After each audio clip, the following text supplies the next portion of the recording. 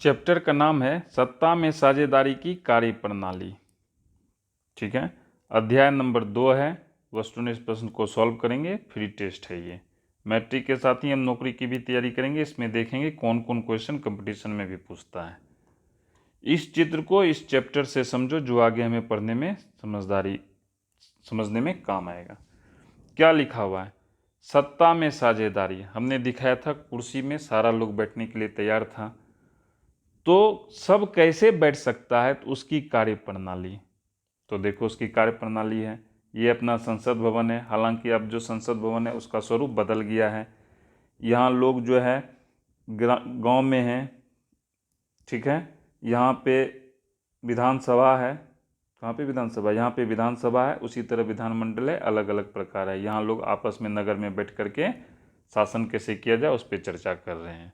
तो बिल्कुल हम यही देखेंगे, कार्य प्रणाली कैसा है, किस तरह के कार्यों के द्वारा सत्ता में साझेदारी को प्राप्त किया जाता है, या सत्ता में भागीदारी होती है।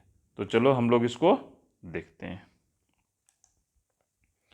इसमें 3 स्लाइड में है, ये हमारा फर्स्ट स्लाइड है। इसको आप वीडियो पॉज कीजिए और इसको उतार लीजिए। ये हमारा पहला स्लाइड है, ये हमारा दूसरा स्लाइड है, उसके बाद हमारा एक और स्लाइड है। 3 स्लाइड में इस पूरी बात को लिखा गया है। ये हमारा तीसरा स्लाइड है। हम एक एक करके प्रत्येक स्लाइड के एक एक पॉइंट को व्याख्या करते चलेंगे। तो बिना देरी का हम शुरू करते हैं। क्या है तो देखो, समझो।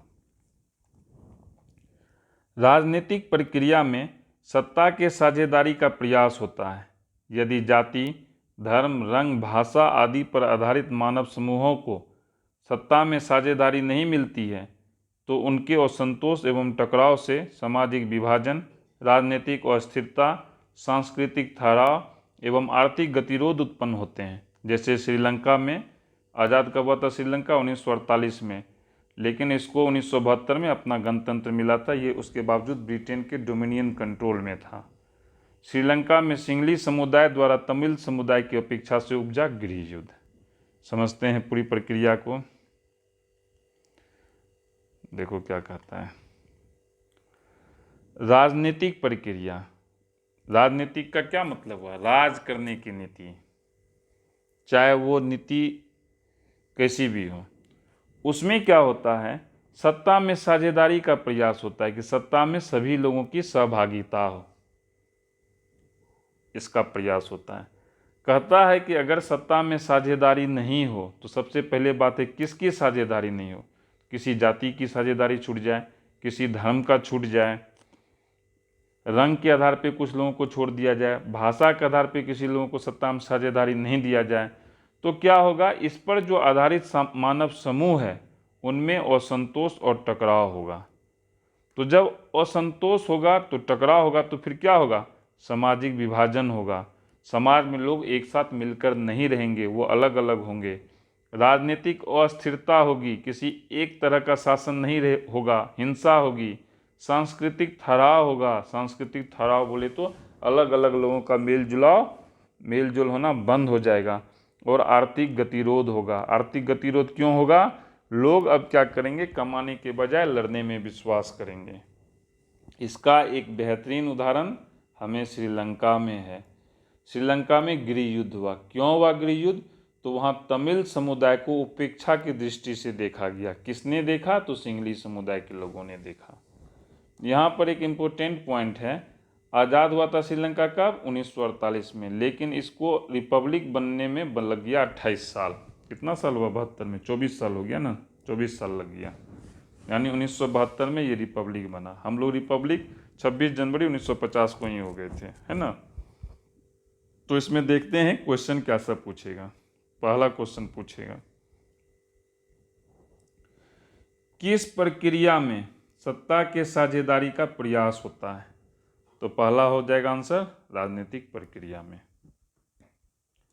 दूसरा क्वेश्चन पूछेगा, यदि जाति, धर्म, रंग, भाषा आदि पर आधारित मानव समूहों को सत्ता में साझेदारी नहीं मिलेगी तो क्या होगा? असंतोष एवं टकराव होगा।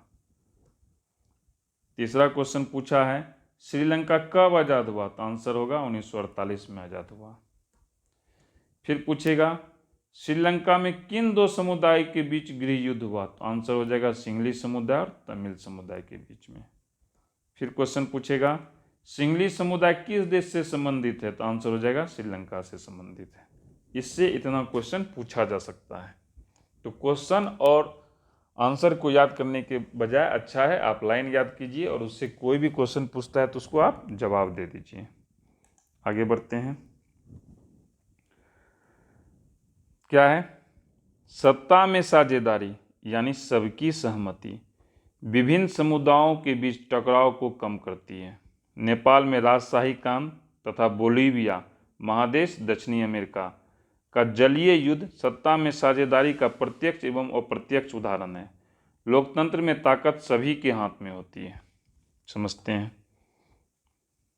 देखो, सबसे पहला बात है सत्ता में साझेदारी का मतलब क्या है। साझेदारी का मतलब होता है सबकी सहमति, यानी ये जो सत्ता है इस सत्ता में जो नेता हैं सभी लोगों ने मिलकर उनको चुना है।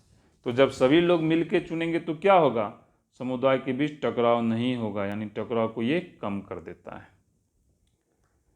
इसका बेहतरीन उदाहरण है नेपाल में राजशाही का अंत। राजशाही बोले तो एक ही व्यक्ति का शासन अंत हुआ और सभी लोगों द्वारा चुने गए प्रतिनिधियों द्वारा वहाँ शासन हुआ, यानी साझेदारी बढ़ी।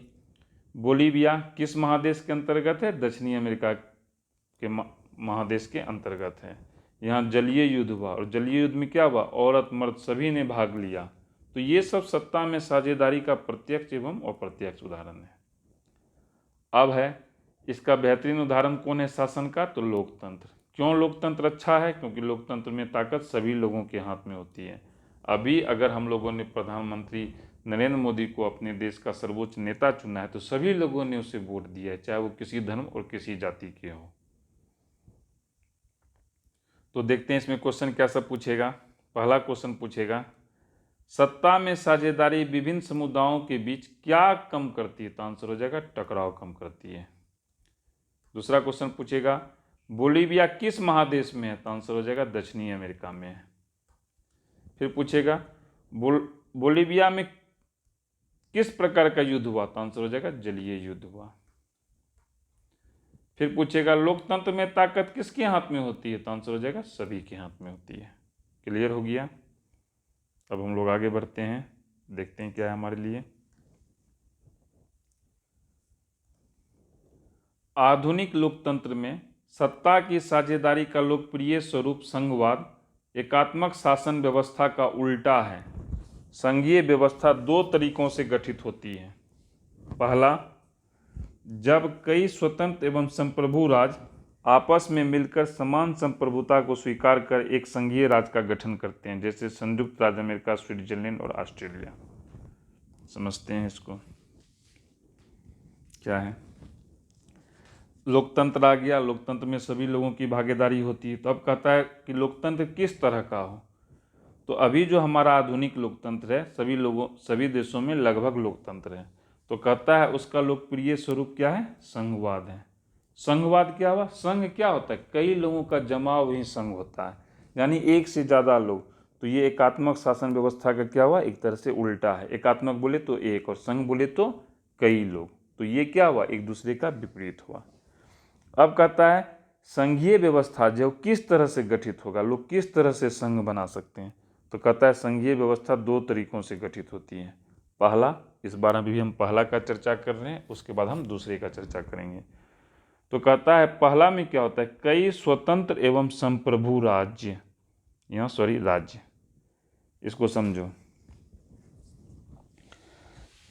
स्वतंत्र एवं संप्रभु राज्य जैसे ये खास करके अमेरिका में है। अमेरिका में एक राष्ट्र है कैलिफोर्निया, इसको हम ठीक से लिख देते हैं कैलिफोर्निया।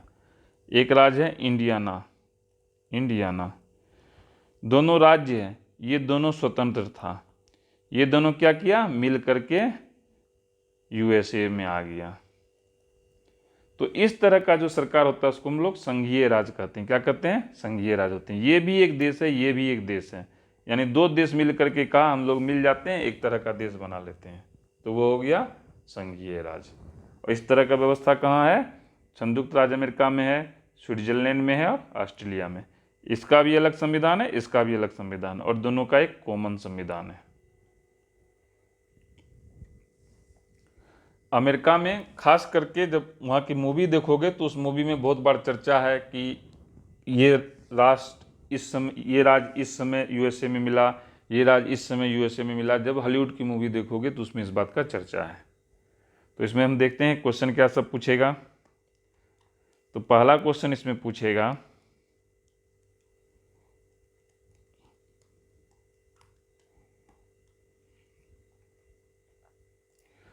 संघवाद किसका उल्टा है? आंसर हो जाएगा एकात्मक शासन व्यवस्था का उल्टा है।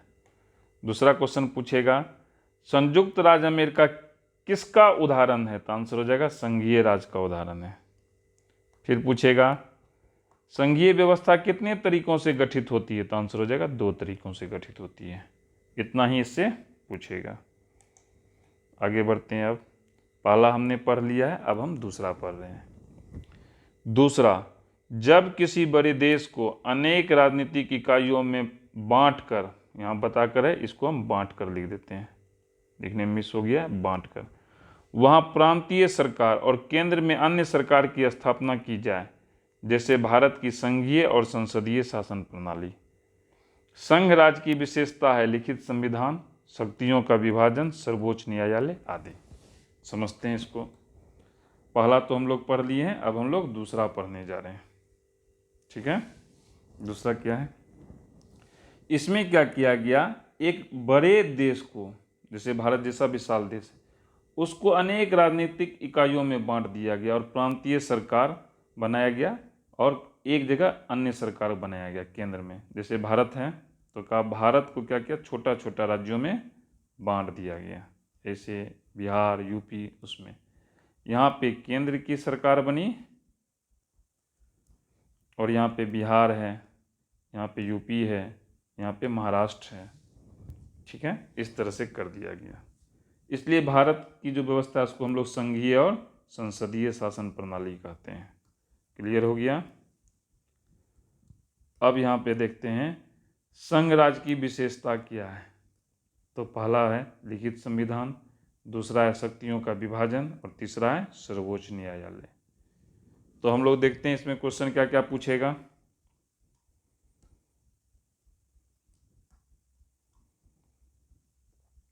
पहला क्वेश्चन पूछेगा, भारत में किस प्रकार की शासन प्रणाली है? तो आंसर हो जाएगा संघीय और संसदीय शासन प्रणाली है। दूसरा क्वेश्चन पूछेगा, संघ राज्य की विशेषता क्या सब है? तो लिखित संविधान, दूसरा शक्तियों का विभाजन और तीसरा सर्वोच्च न्यायालय आदि। इस तरह से इसमें पूछेगा। तो चलो आगे बढ़ते हैं, देखते हैं क्या है। अब हम लोग देखते हैं क्या है। भारतीय संघ के स्वरूप को कायम रखने का श्रेय इसके लोकतांत्रिक चरित्र को जाता है।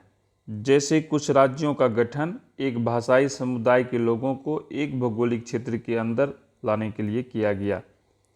भारतीय संविधान की 8वीं अनुसूची में 22 भाषाओं को रखा गया है। इसको हमको अब समझना है। तो देखो समझते हैं क्या सब कहता है। कहता है भारतीय संघ का स्वरूप। अगर हम भारतीय संघ का स्वरूप की बात करते हैं तो हम बात करते हैं अपने पूरे भारत के मानचित्र की, केरल से लेके जम्मू कश्मीर तक, गुजरात से लेकर के अरुणाचल प्रदेश तक की हम बात करते हैं। कहता है ये जो स्वरूप जो आज भी कायम है, इसका सारा श्रेय हम किसको देते हैं? इसके लोकतांत्रिक चरित्र को देते हैं।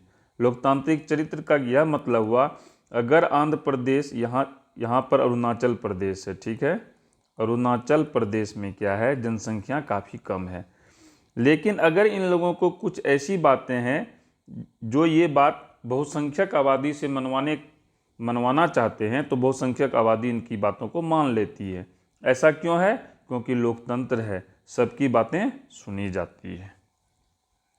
अब उदाहरण के लिए हम देख सकते हैं, क्या देख सकते हैं कि कुछ राज्यों का गठन जो है भाषा के आधार पर हुआ। जैसे आंध्र प्रदेश, तमिलनाडु में तमिल बोलने वाले हैं, ठीक है, केरल, कर्नाटक में कन्नड़ बोलने वाले हैं। तो ये सभी राज्यों का जो गठन है वो भाषाई समुदाय के आधार पर हुआ, यानी एक ही भाषा के लोग वहाँ पर हैं। अगर तुम अपने बिहार की बात करोगे, अगर पूर्णिया से तुम सिलीगुड़ी चलोगे, पूर्णिया है यहाँ पे, पूर्णिया और यहाँ पर है सिलीगुड़ी, तो यहाँ से पहले तुम बंगाल में घुसोगे, उसके बाद तुम फिर किशनगंज में आओगे, यहाँ पर किशनगंज है। तो इस तरह से काट करके बनाया गया। क्यों इस तरह से काट करके बिहार को बनाया गया और यहाँ पे बीच में बंगाल है? क्योंकि यहाँ पर बंगाली बोलने वाले लोग हैं और यहाँ पर हिंदी भाषी हैं। तो हमारे यहाँ जो राज्यों का गठन हुआ वो क्या हुआ? भाषा के आधार पर हुआ। और सबसे इम्पोर्टेंट पॉइंट ये है यहाँ पर कि हमारे संविधान में 8वीं अनुसूची है, उसमें 22 भाषाओं को रखा गया है। 22 भाषा बोले तो वैसे भाषा जो लोग ज़्यादा मात्रा में बोलते हैं। तो चलो अब समझते हैं इससे क्या सब क्वेश्चन पूछेगा। पहला क्वेश्चन पूछेगा, भारतीय संघ के स्वरूप को कायम रखने का श्रेय किसको जाता है? तो आंसर होगा इसके लोकतांत्रिक चरित्र को जाता है।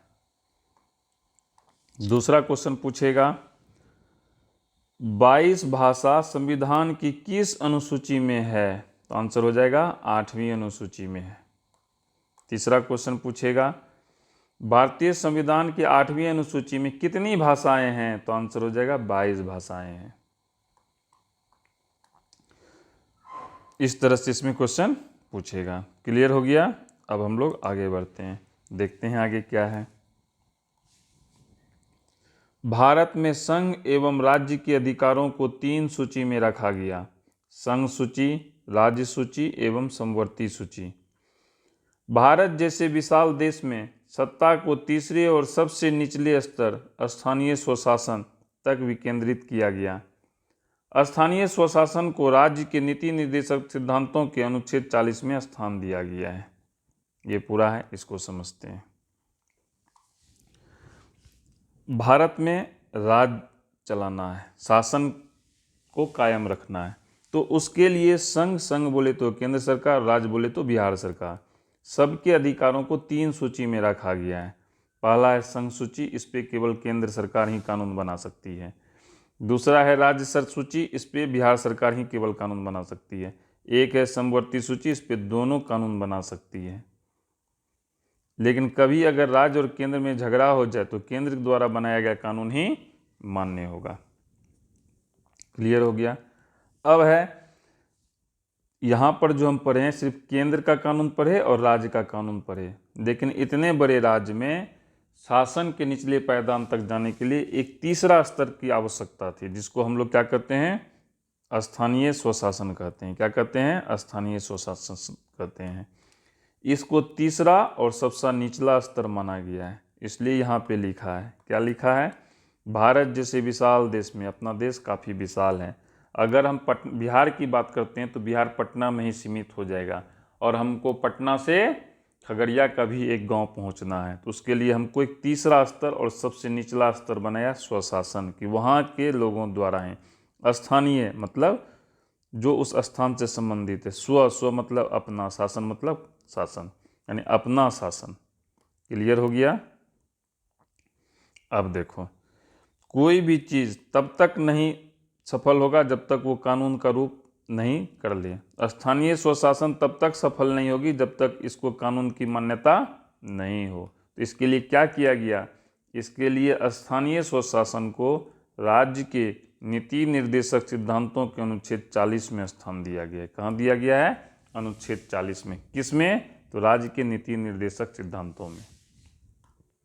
देखो नाम से स्पष्ट है, इस चीज़ को समझो। राज्य यानी जिसके अंदर लोग रहते हैं, उसकी क्या नीतियां हो, उसको कैसे निर्देश किया जाए और वो क्या सिद्धांत है, यानी राज्य की नीतियां जिससे, राज्य के नीति के सिद्धांत जिससे प्रभावित होते हैं, उसको हम राज्य के नीति निर्देशक सिद्धांत मान सकते हैं। इसके अनुच्छेद 40 में स्थान दिया गया है। तो देखो इसमें क्वेश्चन कैसे पूछेगा। पहला क्वेश्चन पूछेगा, संघ एवं राज्य के अधिकारों को कितनी सूची में रखा गया है? तो आंसर हो जाएगा 3 सूची में रखा गया है। दूसरा क्वेश्चन पूछेगा, संघ एवं राज्य के अधिकारों को 3 सूची में रखा गया, वो सूची कौन कौन है? पहला हो जाएगा संघ सूची, दूसरा हो जाएगा राज्य सूची और तीसरा हो जाएगा समवर्ती सूची। फिर क्वेश्चन पूछेगा, भारत जैसे विशाल देश में सत्ता का तीसरा और सबसे निचला स्तर क्या है? तो आंसर हो जाएगा स्थानीय स्वशासन है। फिर पूछेगा, स्थानीय स्वशासन को राज्य के नीति निर्देशक सिद्धांतों के किस अनुच्छेद में स्थान दिया गया है? तो आंसर हो जाएगा अनुच्छेद 40 में स्थान दिया गया है। इतना ही क्वेश्चन इससे पूछता है और पूछा है। अब आगे बढ़ते हैं हम लोग, देखते हैं क्या है हमारे लिए।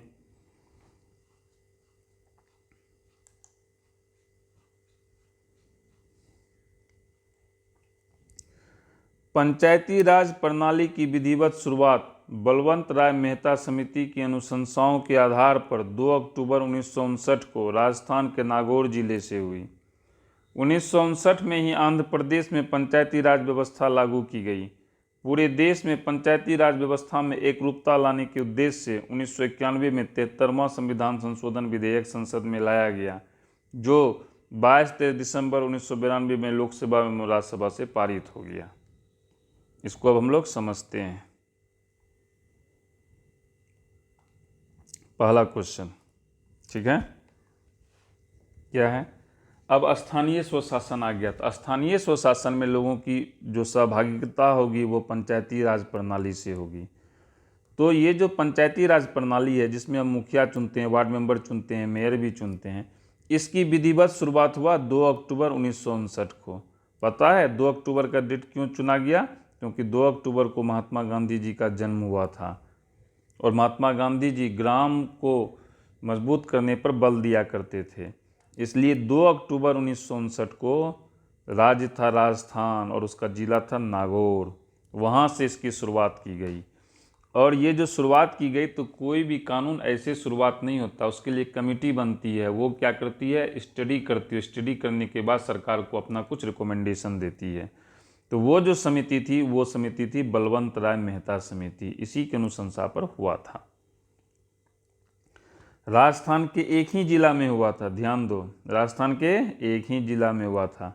लेकिन आंध्र प्रदेश जो एक राज्य है, उसने कहा हम पूरे राज्य में लागू करें। तो उन्होंने 1959 में ही अपने पूरे राज्य में पंचायती राज व्यवस्था लागू कर दी। क्लियर हो गया?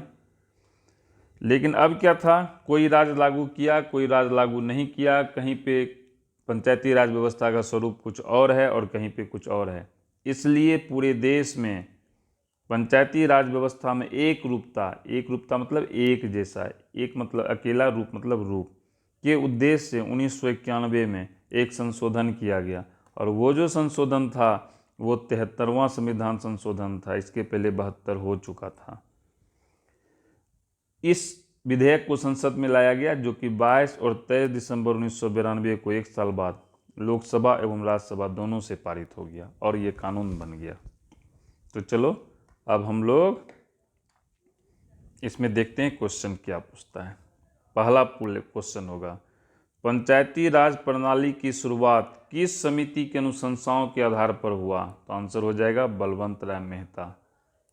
दूसरा क्वेश्चन पूछेगा, पंचायती राज प्रणाली की विधिवत शुरुआत कब हुई? तो 2 अक्टूबर 1959 ईस्वी को हुआ। फिर पूछेगा, पंचायती राज प्रणाली की विधिवत शुरुआत सर्वप्रथम, ध्यान रहे मैं क्या बोल रहा हूं, सर्वप्रथम राज्य से हुई। तो आंसर हो जाएगा राजस्थान से। किस जिला से? तो नागौर जिला से। यहीं पर अगर यह पूछेगा सर्वप्रथम किस राज्य में पूरी तरह लागू की गई, पूरी तरह लागू की गई, यहाँ पूछेगा सर्वप्रथम किस राज्य में लागू की गई। दोनों में अंतर है, देखो यहाँ पर पूरी तरह लगा हुआ है और यहाँ पे पूरी तरह नहीं है। अगर ये होगा तो इसका स्थान हो जाएगा राजस्थान। इसका क्या आंसर हो जाएगा? राजस्थान। और इसका आंसर हो जाएगा आंध्र प्रदेश। यही दोनों में बेसिक डिफरेंस है। अगर ये पूछेगा किस राज्य में लागू की गई, तो आंसर हो जाएगा राजस्थान। और किस राज्य में पूरी तरह लागू की गई, तो आंसर हो जाएगा आंध्र प्रदेश। अब क्वेश्चन पूछेगा, इसको इरेज कर देते हैं, तुमको देखने में ठीक रहेगा, तब हमको नहीं तुमको, हमको तो सब दिखेगा। पूछेगा, पंचायती राज व्यवस्था में एक रूपता लाने के उद्देश्य से संविधान में 1991 में क्यों संशोधन किया गया? तो आंसर हो जाएगा 73वां संविधान संशोधन किया गया। इससे इतना ही क्वेश्चन पूछता है।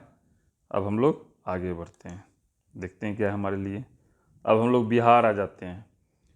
राजस्थान से आंध्र प्रदेश गए, आंध्र प्रदेश से बिहार आए। तो देखो, बिहार में वैशाली का लिच्छवी गणतंत्र स्वशासन का अच्छा उदाहरण है। बिहार में पंचायती राज व्यवस्था का कार्यकाल 5 वर्षीय और स्वरूप त्रिस्तरीय है। और त्रिस्तरीय में कौन कौन है? ग्राम पंचायत, दूसरा में पंचायत समिति और तीसरा में जिला परिषद।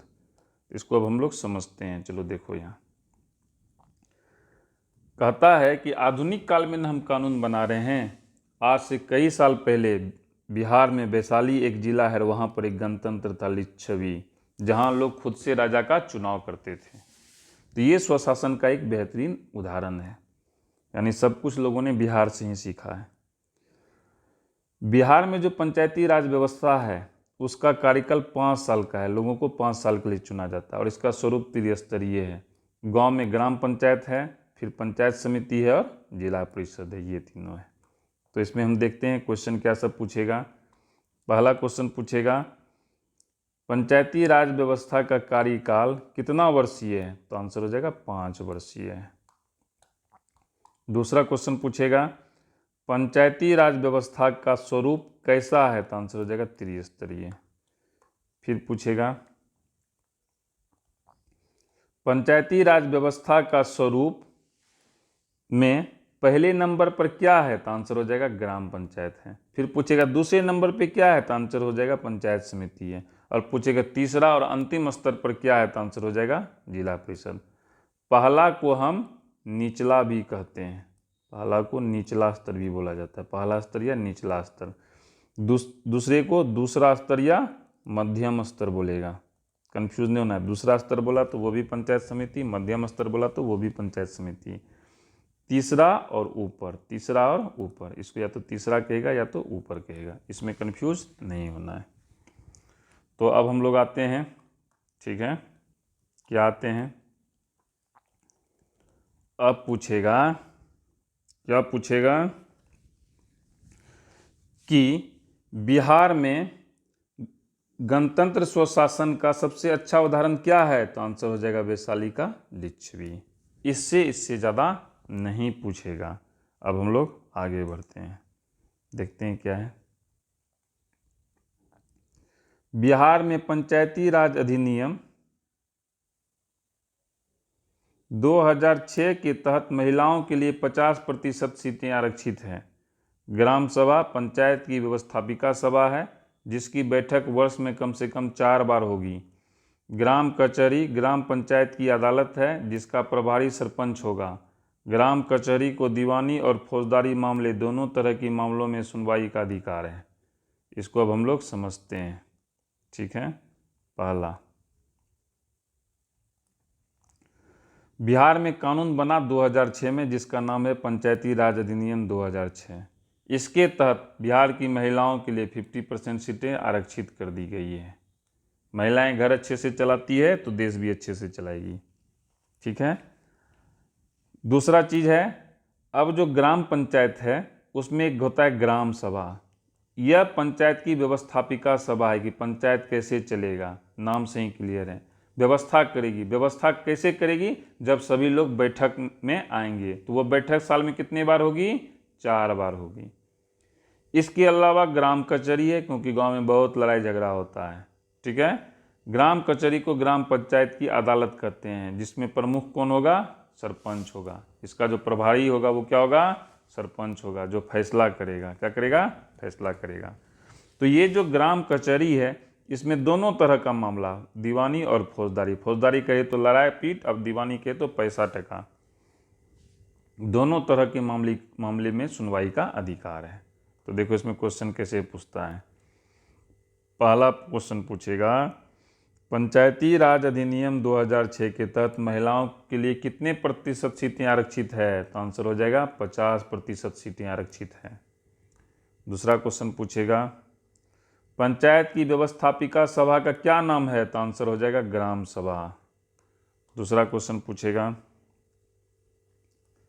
ग्राम सभा की बैठक वर्ष में कम से कम कितनी बार होगी? तो कम से कम 4 बार होगी। फिर पूछेगा क्वेश्चन, ग्राम कचहरी का प्रभारी कौन होगा? तो आंसर हो जाएगा सरपंच होगा। फिर क्वेश्चन पूछेगा, ग्राम कचहरी को किस तरह की मामले में सुनवाई का अधिकार है? तो आंसर हो जाएगा दीवानी और फौजदारी दोनों। क्लियर हो गया? बहुत अच्छा। अब हम लोग आगे बढ़ते हैं, देखते हैं क्या है हम लोग के लिए। पंचायत समिति ग्राम पंचायत और जिला परिषद के बीच की कड़ी है जिसका प्रधान प्रमुख होता है। जिला परिषद तीसरा स्तर है, इसमें एक अध्यक्ष एवं एक उपाध्यक्ष होता है। सभी पंचायत समितियों के प्रमुख इसके सदस्य होते हैं। इसको अब समझते हैं क्या सब कह रहा है। ठीक है, ग्राम पंचायत हम लोग पढ़ लिए, अब हम लोग दूसरा स्तर में पंचायत समिति में। तो ये कहता है ग्राम पंचायत जो कि पहला स्तर है और जिला परिषद जो कि तीसरा और ऊपर का स्तर है उसके बीच की कड़ी है, मध्यम है, दूसरा नंबर है। तो दूसरा नंबर क्या होता है? 1, 2 और 3। दूसरा नंबर क्या है? बीच में है। दूसरा नंबर क्या है? बीच में है। इसका प्रधान कौन होगा? प्रमुख होता है। अब तीसरा स्तर पे क्या है? तीसरा स्तर पे जिला परिषद। तीसरा स्तर पे क्या है?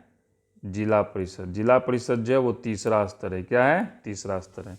इसमें कहता है एक अध्यक्ष होगा और एक उपाध्यक्ष होगा, और जितने भी पंचायत समिति के प्रमुख हैं वो इसके क्या हो जाएंगे? सदस्य हो जाएंगे, इसलिए ये बीच की कड़ी है। तो देखो इसमें क्वेश्चन कैसे कैसे पूछता है। पहला क्वेश्चन पूछेगा, पंचायत समिति का प्रधान कौन होता है? तो आंसर हो जाएगा प्रमुख होता है। दूसरा क्वेश्चन पूछेगा, जिला परिषद किस स्तर पे है? तो आंसर हो जाएगा तीसरे स्तर पर है। फिर पूछेगा, सभी पंचायत समितियों के प्रमुख किसके सदस्य होते हैं? तो आंसर हो जाएगा जिला परिषद के सदस्य होते हैं। क्लियर हो गया? अब हम लोग आगे बढ़ते हैं, देखते हैं हमारे लिए क्या है। ये आखिरी है। बिहार में नगरों के स्थानीय प्रशासन के लिए 3 प्रकार की संस्था है, नगर पंचायत, नगर परिषद और नगर निगम। भारत में सर्वप्रथम 1688 ईस्वी में मद्रास चेन्नई नगर निगम को स्थापित किया गया। बिहार में सर्वप्रथम 1952 में पटना में नगर निगम की स्थापना की गई।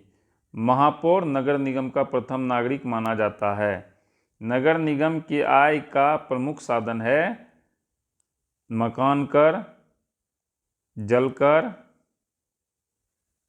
शौचालय कर, पशु कर और छोटे वाहनों पर कर।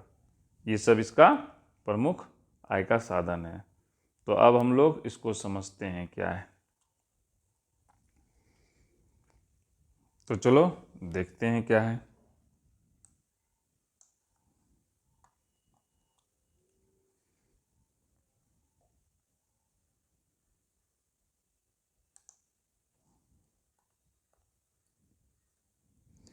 तो देखो, गांव में शासन हो गया तो शहर क्यों पीछे रहता?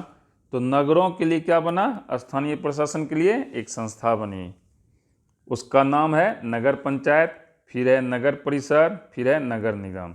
ये 3 चीज़ हैं। तो सर्वप्रथम नगर कहाँ बना? 1688 ईस्वी में। कहाँ पे? तो मद्रास चेन्नई में। पटना में कब बना? 1952 में बना। और नगर निगम का जो प्रधान होता है उसको हम लोग क्या कहते हैं? महापौर कहते हैं। और नगर निगम का आय कहाँ से आएगा? वो सैलरी कहाँ से देगा? तो वो देगा मकान कर से। शहर में जो मकान होगा उस पर टैक्स लगेगा। अगर कोई नदी तालाब है तो उस पर जल कर लगेगा, पशु कर लेगा और छोटे वाहनों पर कर लेगा, इससे इसको मिलता है। तो हम लोग अब देखते हैं आगे बढ़ के। ऐसे ये यहीं पे समाप्त हो गया, इससे ज़्यादा नहीं पूछता है। ठीक है, अगर तुम क्वेश्चन की बात करोगे तो सबसे पहले क्वेश्चन पूछेगा, नगरों के स्थानीय प्रशासन के लिए कितनी प्रकार की संस्था है? तो आंसर हो जाएगा 3 प्रकार की संस्था है। कितने प्रकार की संस्था है? 3 प्रकार की संस्था है। कौन कौन? तो नगर पंचायत, नगर परिषद, नगर निगम। फिर क्वेश्चन पूछेगा, सर्वप्रथम नगर निगम की स्थापना कब की गई? तो आंसर हो जाएगा 1688 ईस्वी में। कहाँ पे की गई? तो मद्रास चेन्नई में की गई। बिहार में कब की गई? तो पटना में की गई। इस तरह से क्वेश्चन को पूछता है। ये यहीं समाप्त हो गया। अब हम लोग आगे बढ़ते हैं, देखते हैं हम लोग क्या करेंगे। अब asanbiharboard.co.in पर जाएंगे और वहाँ जा कर के टेस्ट देंगे। लैपटॉप में इस तरह का दिखेगा और मोबाइल में इस तरह का दिखेगा। मोबाइल का जो इंटरफेस होता है वो अलग होता है। इसके बाद हम लोग लघु उत्तरीय प्रश्न और दीर्घ उत्तरीय प्रश्न को सॉल्व करेंगे। तो आज के लिए इतना ही। चलो अब हम लोग ऑनलाइन टेस्ट को देते हैं।